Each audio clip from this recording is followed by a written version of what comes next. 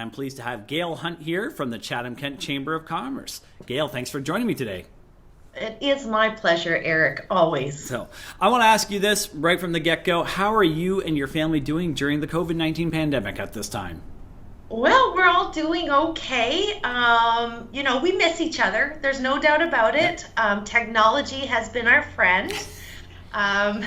Absolutely, albeit except for my parents, who is a chit chat every day. Yep. But my daughter works in the long-term residence industry, so I'm a little concerned, but she's doing a great job and all is well there. My son working remotely, and never before have I had as much time with my husband since I met him. He traditionally works out of country, so this has been a nice change, and we still like each other, and that's wonderful news. And that's a great thing. I hope you're doing, maybe nightly board game nights and just getting caught up on the good old times. We're investing into local businesses and doing workshop projects and utilizing the best of our times. Now, you as someone who values our small businesses, you do a wide amount of things for our small business. Coming from the heart and soul, what resources are coming from our senior level of governments to assist them in this really, really interesting time that we're living in? Oh my goodness. I have to say that never before have I been in so many meetings. And this is a very positive thing. Through my affiliation with the Ontario Chamber of Commerce, not only am I a member and actively involved, I recently became a board member on their board of directors. So we're very much involved with working with our local governments and provincial government in that case. Directly, we have had meetings with Minister Rod Phillips with the Ministry of Finance, Associate Minister Sakaria with small business and red tape reduction, and early on with Vic Fideli, Minister of Economic Development, Job Creation and Trade. And we are having these one-on-one conversations as to what is ailing business. And I'm really pleased to see that they are listening. They recognize they do not have all the answers. None of us do. No one would have ever expected us to be in this circumstance that we are now living. And in a great way, you see from daily updates that they are tweaking and they are editing and they are hearing what is hurting our small business in particular. And the programs that are being released are fantastic. In my opinion, and word on the street is the small businesses are very receptive and listening and providing us that feedback. So each time we have these meetings, it's also a point of, well, this program is not inclusive of XYZ business, and how can they take advantage of these? Right. And lo and behold, the next thing we know, there is a new opening, a new ray of sunshine happening for our businesses. And this isn't over. It won't be over for a while, but every day brings a little bit more positivity. That's great. No, and I think the provincial and federal government are doing a great job, with the emergency funds and allocating them all across Canada. And now they're down funneling here into Chatham-Kent. What are the local resources that are being implemented from these fundings? What sources are being here locally in Chatham-Kent? Yeah. So, I've had communications with Community Futures and Business Development Bank of Canada, which are facilitating much of the funding through the federal government. Just as of past Thursday, April the 9th, funding became available to small business that is being facilitated through the major institutions of financing. Most small businesses should be able to take advantage of those. And I encourage it. If you are able to access, there's funding for up to $40,000. Wow. Okay. If repaid by December of 2022, the last $10,000 is forgivable. That's great. So that is a great advantage to some small businesses. I'm very pleased to see that The mayor has just announced the possibility of a task force for economic recovery. In that sense, I reached out to Mayor Caniff and our economic development, back on March 23rd, with the idea of a creation of a community task force, not for just sustainability, but also for recovery. And along with other business partners in the community, there's people that want to make Chatham-Kent the greatest place on earth, obviously, and we know that in our hearts it can be, and we're just here to support. That's great. I do that, you know what, and a lot of our local media have said to band together is, support our local businesses. You know what, don't, grab into your pockets the ones who are still working, go and buy a $5 meal from that mom and pop shop, and that's exactly how we have to sustain our little nook here of Chatham-Kent. You kind of spoke about, some that we are going to have a lot of issues with some of these small businesses. Some may survive, some may not. And we talked about this task force just now. What are the hopes that this task force can do after everything is all said and done? I know the mayor has coordinated their first session coming up later in this week, so I'm not really sure as yet what the results will be. I know here within our chamber organization, on a daily basis, we're putting out communications of everything we know of, everything we learn of. I try to keep that communication very personal because I can empathize. As much as I'm working with business, I don't work in business. So I hurt for them, and I'm just trying to help those wounds. And I believe economic development, I see that on a day-to-day basis as well, as much as, our financial institutions, our human resource organizations, our tax specialists. There is an abundance of experts in the field that are out there to help. Personally, I reached out to our tax specialist, and we've talked about programs that we can access.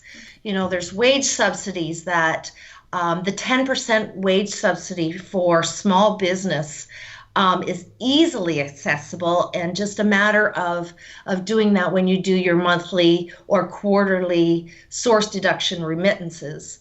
And the 75% that will be coming down the pipeline also will be attractive and should be easily accessible to our small businesses. When we talk about supporting them, I know just a couple weeks ago, I had seen where the Children's Cork was offering gift cards, and every gift card that was purchased, 10% was going back into our community for those that were in need. And I happened to see on their takeout menu, something that was to my desire. So I did a double win where I purchased the gift card over the phone. I made my order over the phone, utilized the gift card, made the purchase, and I still have enough for another meal or two. Those are simple things. Offline, we had talked about doing some home projects, and again, ordering paint over the phone or an online order. The hardware stores, the plumbing stores, the ladies' stores are doing the same thing in some cases where they can. They are thinking outside of the box because they're being forced to. But I think this is a good new recreation of how things can change, and maybe for some good reason of how you can run business maybe a little differently. Yeah, I think the learning curve of marketing has definitely changed for a lot of these small businesses, and a lot of them are adapting really, really well, For example, I was doing some backyard work, and how easy is it just to pick up your phone and call some of these mom and pop shops and say, I need this piece of lumber, and they're ready to go. They're ready to go, and you get a lovely email back in about 45 minutes and says your order is ready. And even internally, I've been working alone here since March 23rd. My assistant Sarah has literally picked up her desk chair, everything to go, and has been working from home, and we communicate constantly. But what we're finding is that it actually works quite well. It's lonely here sometimes. Interaction is a positive. But yes, you learn to work differently. Yeah, that's right. I think we are all learning in this learning curve just how we can, socially and physically safely get everything done. And again, we're working as a team here in the municipality, which I think we have to day by day. So one of my favorite things you have been doing in your chamber newsletters, you and Sarah have been doing a great job, is these good news stories. A lot of our local businesses are, putting their heads together and saying, how can we help to make everything a little bit safer each day? There's so many businesses that I can read, and we could be here all day talking about this group and this group. Just give a general overview to the public that may not be able to see these good news stories, and what are some of our local businesses doing to help, prevent this COVID and helping, the hospitals and here and everywhere. It's amazing. I am a true believer that Chatham-Kent is the best place to live, work, and play. And right now we are seeing that tenfold.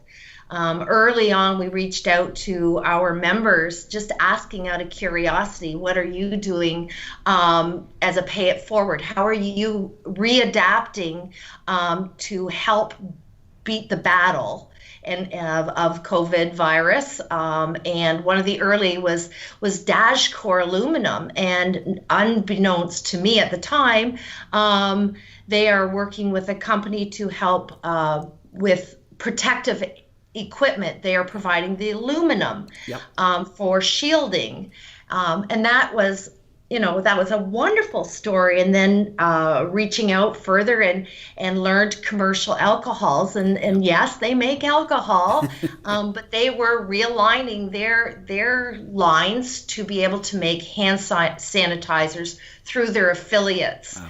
And we've heard of just recently, Autoliv is making medical gowns.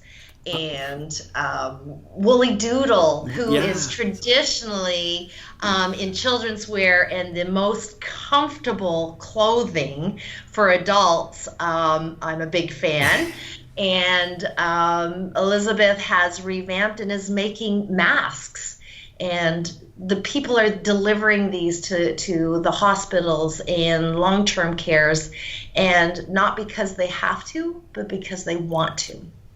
And I hope after this is all said and done that a lot of these people will look at these businesses and go, wow, look what they did to help all the other businesses. And it's great. It is great that a lot of our local businesses are banding together, and we're all in this together. We're standing together day by day.